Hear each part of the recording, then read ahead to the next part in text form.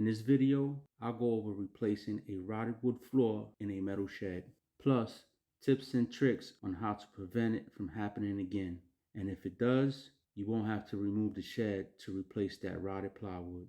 So let's get to it. Here's a quick illustration on how I'm going to do it. Please note, this is a 8x10 metal shed and it is extremely light compared to a wooden shed. This concept will still work, but you'll have to reinforce the items used in this procedure. First, I'm going to lift the shed. Then I'm going to put 2x4s with wheels under the shed. Lower the shed down onto the 2x4s, secure it with screws, then roll it out of the way. Once it's out of the way, I'll replace the rotted plywood floor. Then roll the shed back in place. Remove the screws holding the shed to the 2x4s. Lift the shed back up. Remove the 2x4s. Then lower the shed back down. Here's the first tip for you. This shed is about 8 years old. If you want your shed to last a long time, paint it as soon as you put it up. Or you can paint the panels before you assemble the shed. Don't wait. I painted this the same color of the house a long time ago and it still looks good. I wish I could say the same for the floor inside. I already moved everything out of the shed, so let's take a look at the floor. This is what happens to 3/4 pressure treated plywood, so don't use this, people.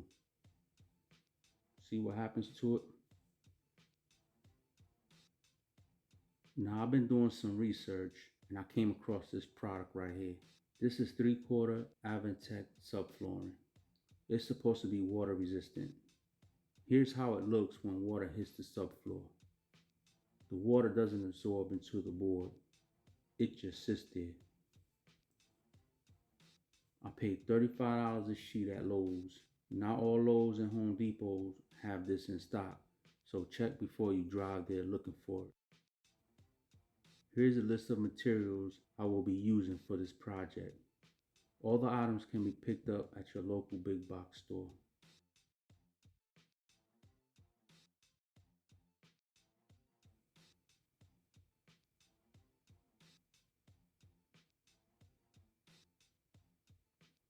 The size of the wheels you need will be determined by the height of your platform.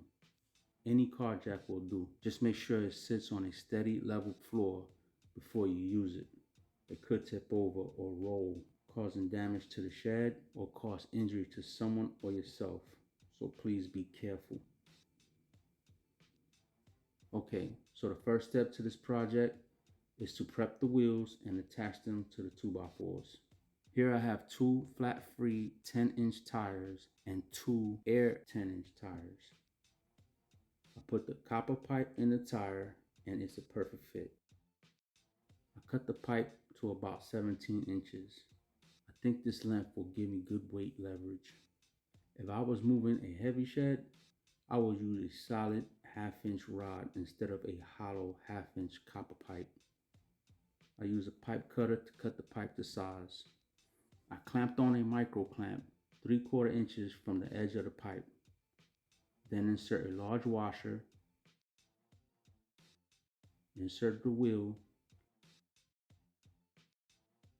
insert another large washer, then insert and clamp down another micro clamp. I'll do the same setup for the other 3 tires.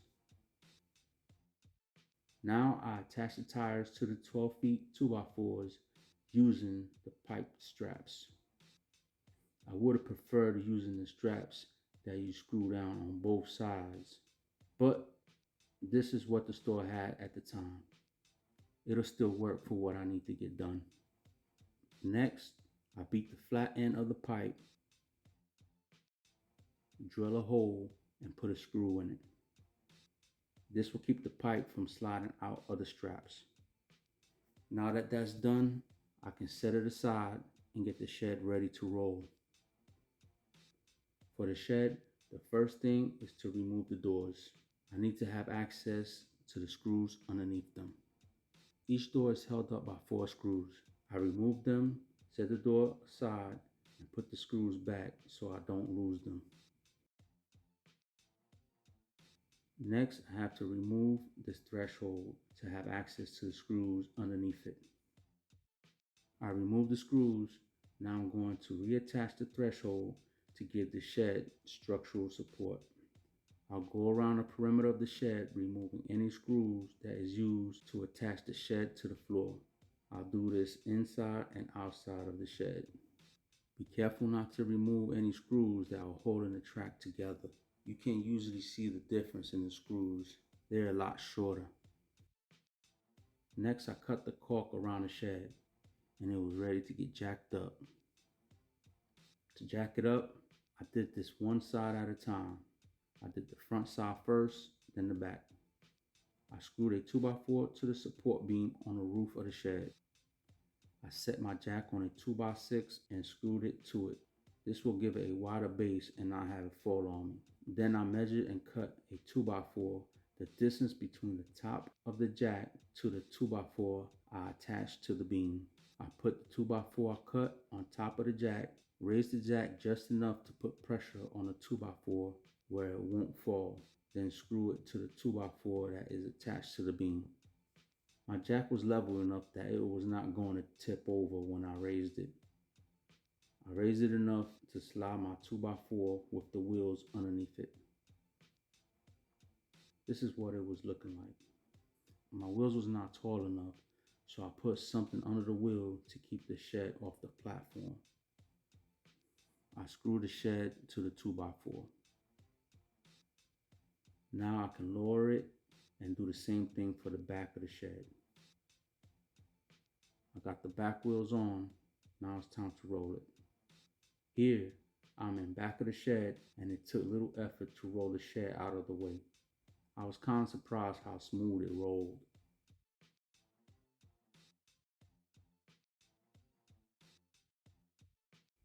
Now that the shed is out the way, we can really see the extent of the damage.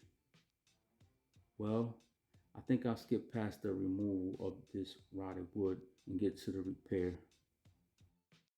Here's another tip for you. If you're going to build your shed floor out of plywood, get the exact measurement of the shed's footprint. Then build your floor to that exact measurement. When you frame your floor, double the perimeter. On top of the outer edge perimeter, put the PVC 1x tube. This is where you'll attach your shed to.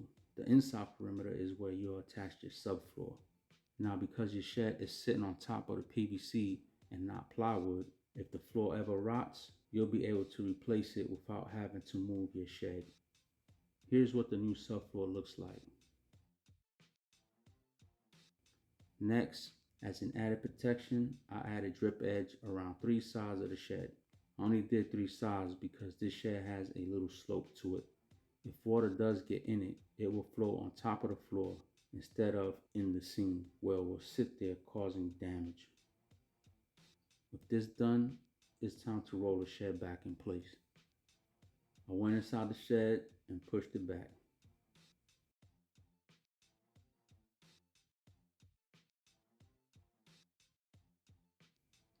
I got the shed over the platform, but as you can see, it needs to be pushed over.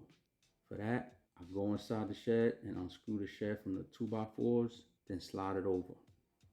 I then jack the shed up and remove the 2x4s. With the 2x4 gone and the shed still raised up, it's time to put sealant under the shed, then lower it back down and put 2 screws to keep it from moving. Then jack the back of the shed up and do the same thing for the back. I'm pretty much done at this point. The only thing left to do is hang the doors back up, then check the shed for leaks. If there's no leaks, I can move everything back in. I hope this video helped someone out. If it did, I appreciate it if you hit that like button and subscribe.